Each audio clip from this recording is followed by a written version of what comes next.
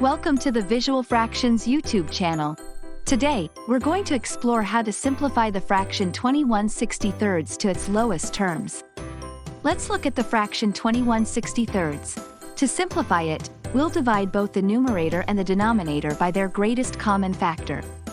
The greatest common factor, or GCF, is the largest number that can evenly divide both the numerator and the denominator of a fraction without leaving a remainder. For 21 and 63, that's 21. We start by dividing 21 by 21, which gives us 1. Then we divide 63 by 21, which results in 3. So, simplifying 21/63, we end up with 1/3, which is the fraction in its simplest form and cannot be reduced any further.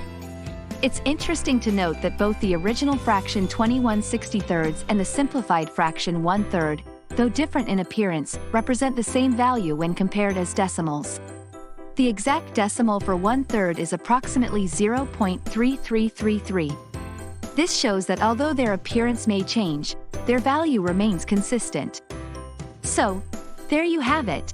The fraction 21/63 simplified to its simplest form is 1/3, and in decimal form, it's about 0.3333. If you found this tutorial helpful, go ahead and smash that like button and don't forget to subscribe to Visual Fractions.